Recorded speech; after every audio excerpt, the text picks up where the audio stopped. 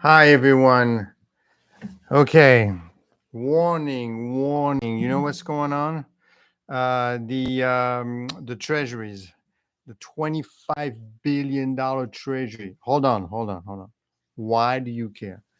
You care because the government needs to refinance its debt to finance that $35 trillion. 35 trillion. So what do we do? Well, we got to go to the government. We got to go to the dealers. We got to auction off. Hey, anybody want my? I need to. I'm issuing $25 billion of treasury securities, risk-free securities to you, and I would like you to buy it so that when you buy it, then I'm able to refinance my debt. Welcome to my channel. Welcome to the channel that's going to help you understand and track what's really going on in the stock market because you want to make sure you're on pause to what's going on. And what's going on? The government, not saying they didn't do it, they did it. They went out, they say, hey, I'm willing to give $25 billion in debt and I want you to buy it from me and I'll pay you interest of 4.34%. And you know I'm the US government, so you know I'm good for it. So you have to take my money, right? The only thing is, for this time, for the first time, they had some issues. Some of the people involved, I won't go into detail as to who's buying and who's selling, but what you need to know is that they had issues because people were not willing to buy such long dated. So the dealers had to buy a big chunk of the debt themselves to make the deal work through, to make the deal, and then they'll manage later on with it. But they had to pay up a little bit. It would appear, and again, this is not a concern right now, but this could be the canary in the coal mine where essentially the people are not willing to finance our debt. And that's a major issue. That's a major issue because if no one is willing to refinance and pay your credit card essentially when it comes due and you want, I can't pay my credit card. Can I borrow more money? Okay. And you refinance. If we say no, if the people say no, then what do you think is going to happen? You won't be able to refinance your debt. What does it mean for you? For you as a person, it means that if at some point that it doesn't happen, then we need to raise taxes, extend the maturity, extend your retirement age. Instead of retire at 62, you have to retire 65. Lower the payments, cut, you know, cut services, cut food stamps or whatever because they won't have enough money. That is a warning. Of course, as usual, right? If you go through social media, are they educating you on this? Well, they're just telling you, well, it didn't do well. I mean, I see one article that basically says what it means. They're just listing it to you, right? They say, well, the $25 billion is how much it was issued. That's how much we pay up for. But what you want is someone to tell you, but what does it mean that we're having issues for people, for investors to buy the debt? They don't want to buy long term. Of course, this is an election year, right? So in election year, we want to hear, but guys, what are you going to do about this debt? I mean, you're not going to pay 35 trillion. What to the government supposed to take care of it, or at least tell you what they're going to do? Do you hear any of the candidate talking about the debt? Do you hear Kamala talking about 35 trillion? Do you hear Donald about 35 trillion? No, you don't. No, you don't. You don't hear them talking about it. And I'm worried about that when I hear that. Right? I'm worried because that means at some point we're going to have an issue paying for it.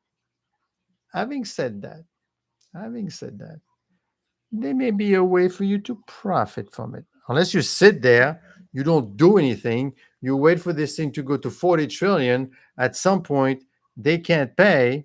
Or the issue is between the time you can't pay and the time the investors will say that, you know what, I'm not buying the debt. I'm not buying any more US debt. I'm sorry. Then you start to pay the people. You have to physically, unless you're going to print money, but you have to physically pay your retirement, right? The money's going to come from somewhere. Now, unless you raise taxes, unless you do something crazy like that, you're going to have an issue.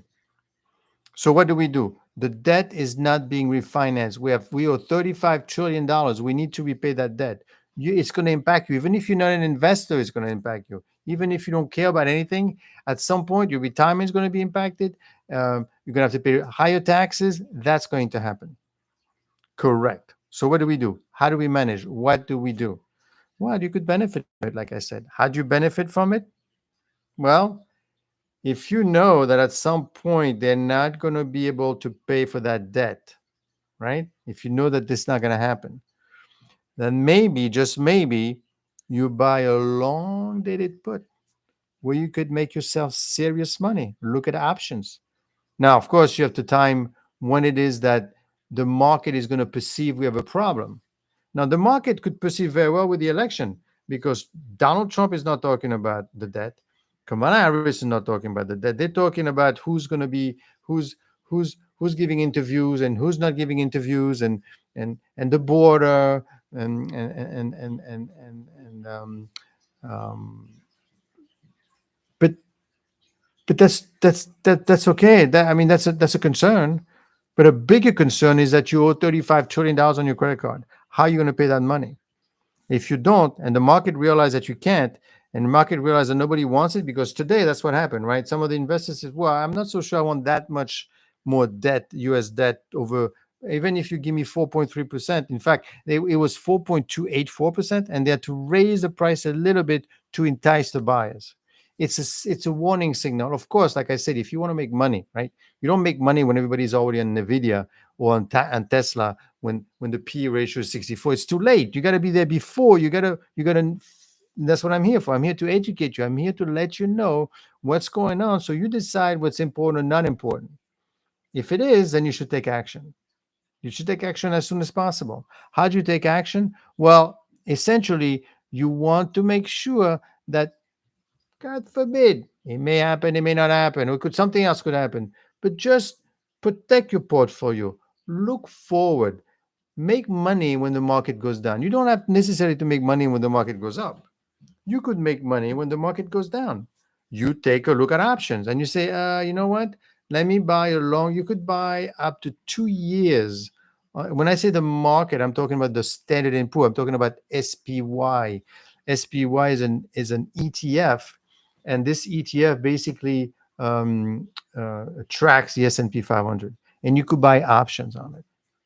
So you buy the options, and something happens. I mean, I've shown you in my previous video. I think on Monday, I was up 64% in one day. Now, of course, I'm not saying go and buy options and make lots of money. I'm saying learn and understand and realize that, because if nothing happens, you lose the money. Because in options, it's very difficult, because not only you need to know when it's going to go up, but by how much. That is not an easy thing. But when I hear that investors are not interested in refinancing our debt, and I don't hear anyone, it's an election year, so the market is going to say, well, you know what?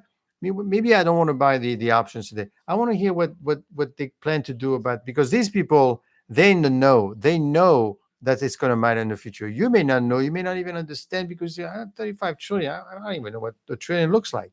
I don't care. But you should care. You should care, because it will impact you if we cannot refinance this debt.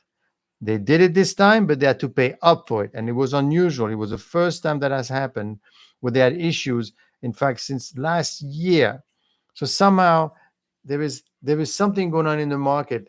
And as usual, to make money in the market, I'm going to say it again and again and again and again, you need to buy when everybody else is selling. You need to pay attention when no one is paying attention. You need to listen when nobody's listening. If you're listening with everyone else at the same time, it is too late. The people that make the money made the money already. What do you think happened with Warren Buffett? Warren Buffett in May and in June and July, he sold his position in Bank of America and in Apple. What do you think he did? Oh, and somehow something happened in this week, and the market took a dump. because they know, because you need to educate yourself, you need to understand what's happening in the market, and to make money in the market you need to know when no one else is there. Right now there's an opportunity. Right now there's a bit of a warning signal having to do with the auction. So what do? Prepare yourself. Understand what happens first. Understand that we have 35 trillion. Understand that we need to refinance. It's like you're having your credit card, right? The credit card is arriving at the end of the month, and you're tapped out. You have a $10,000 credit line, and you have $10,000 outstanding. And you say, well, you got to pay yours $2,000 in interest. Can you extend my credit card to $12,000? Thank you. So thanks for the 2,000. Here, pay yourself with it. Now you 12,000. And that's what's been happening in 13,000 and 14,000. The size of that debt is more now, is more than the money we make, as defined by the GDP. So this thing is out there. It's blinking. It's blinking, right? Nobody's paying attention because they say, well, the US has never defaulted on its debt. That's true, because we were able to refinance. If tomorrow they don't refinance that debt, then you're going to default. And if you don't want to default, then you have to spend less. And if you do, by spending less, it means I'm going to raise your taxes. I'm going to have to. That's what happened in Greece. Greece, sunny, relaxed. They were borrowing with the federal, with the European Union. They were borrowing money. They built all kind of things. They had the Olympic Games or whatever over there. It was a big mess because it was over. They owed trillions of dollars, and they didn't know what to do with it. So European Union, because they're part of the European Union, they told them, listen, we're going to have to raise your taxes. No, you don't. Yes, you do. So they raise the taxes. Basically, they put the country into a recession. They raised the taxes. Then what they did is they extended the retirement age, and then they cut they cut the amount of money they were paying the retirees.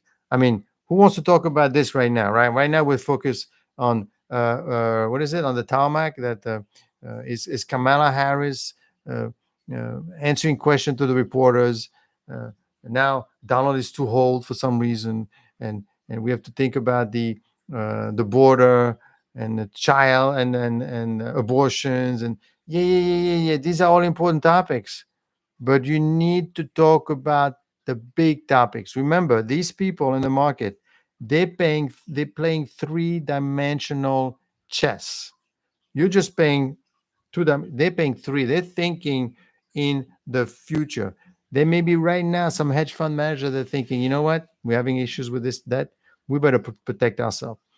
You make more money protecting your book than finding the next NVIDIA. You don't believe me? Google Spitznagel, Google Spitznagel plus COVID plus 4,000%. He made 4,000%. And you know how he made 4,000? He didn't pick NVIDIA or the next AI trend. No, what he did is that he hedged his portfolio, small amount, very unlikely to happen, very cheap. It's very cheap option, because at that time they say, nothing is going to happen. And he hedged it all the way at the end. And he said, if we close the country, we're going to be in big trouble. And it's crazy, closing the country. This is not China. Guess what? We closed the country. His portfolio went up 4,000%. 4,000. My portfolio was up not my portfolio, but my position on the SPY was up 66% on Monday. When we see that drop, I made money. Well, how do you know? Well, I don't know.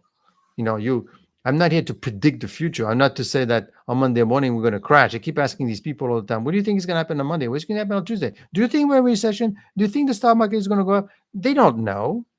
That's pure entertainment. But you do know that at some point something is going to happen, right? At some point we're going to have an issue. And when what kind of issue? I don't know. I'm seeing 35 trillion out there that some people are saying I might not be willing to finance you anymore. I'm hearing there's something going on in the Middle East, right? Middle East. There's a Iran needs to do something. They're gonna do something. Oh, well, they better not do something because right. But they have to do something.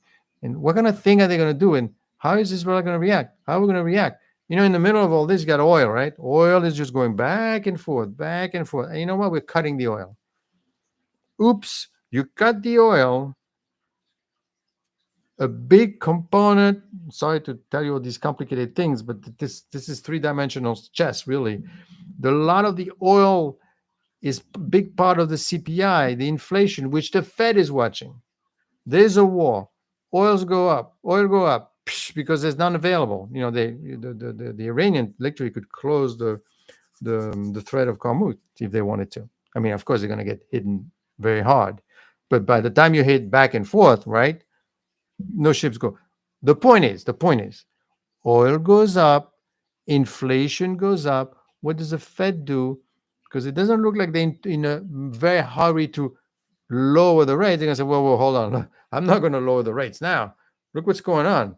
Inflation is back. No, but you have to lower rates, otherwise there's going to be a recession. My job at the Fed is not to take care of your economy. I'm not here for that. I am here to fight inflation. Oil goes up, inflation goes up.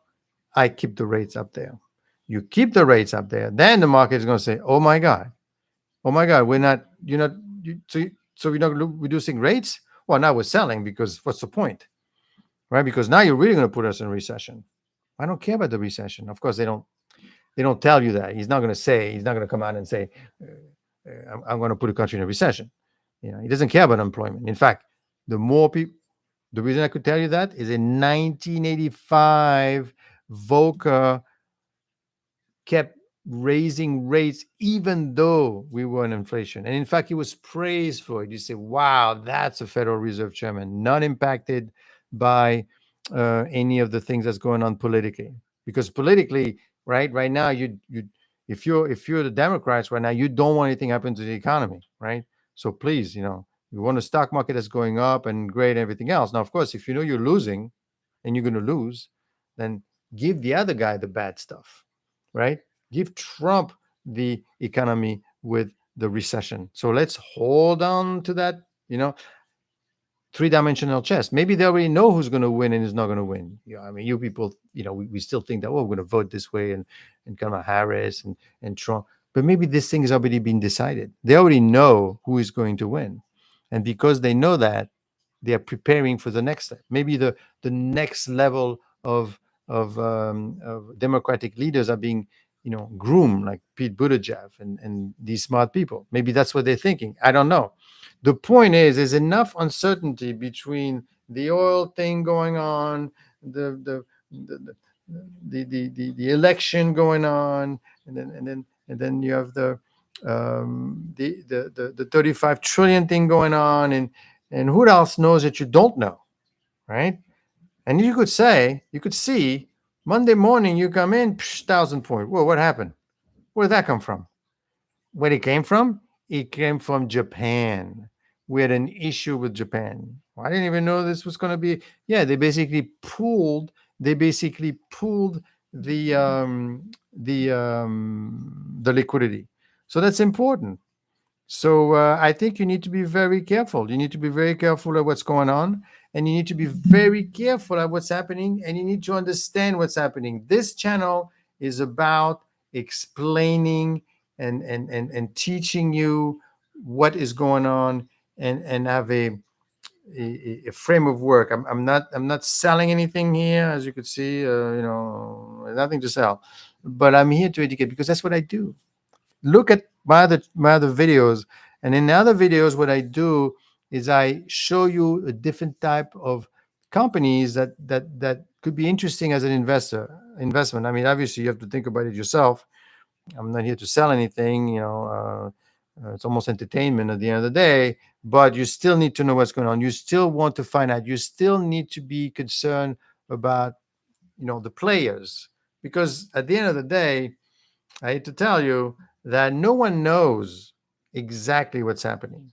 I don't know what's really happening, right? Do I know what's happening in the street right now? I guess the street is empty. I don't hear any traffic, but I'm not there and I cannot be everywhere. That's the reason why no one knows what's going on in the economy. No one understands what's happening in the economy. No one realizes really what's happening. But yet, all these people out there, doing things and listening to things and buying and selling, and you could see when they go to CNBC and what's his name? All these people they're going to, they're asking them, well, what do you think is going to happen? And what do you think is going to happen Monday and Tuesday? Do you really think these people know? Nobody knows. But then if nobody knows, so why is it that we're paying these people for? Because there's billions and trillions of dollars that need to work. It needs to go somewhere, right? So someone needs to move it around, because at the end of the day, what do financial people in the stock market, what do they do? What do they actually make? Do they build anything? Do they create anything? No, they don't create anything. What they do is they flow the amount of money back and forth to where it's supposed to belong, right? So that if you want to build a house, right, you don't have $400,000. They'll give it to you, and then you finance and you pay later on, and you pay rate. So it's a flowing situation. On Monday, what you realize that on Monday there was no liquidity coming from Japan. That's the worst thing that can happen. The worst thing, remember this, the worst thing that happened in the stock market, in its financial market, is the lack of liquidity. There's no money. We're not playing. We're taking our money. We're taking our cards back. Nobody gets to play poker anymore. When that happens, which happened on Monday, then there's nothing to do. There's nothing to play, nothing to buy, nothing. Well, why would this happen? Well, it happened in 2008. I know, I was there when they let go all these people from Lehman Brothers in the streets. I mean, I wasn't working there. I was working across the street. But basically, these people from then, why? Because the government said no more money. There's not the government, but the banks didn't want to lend each other. They were scared. So there was no liquidity.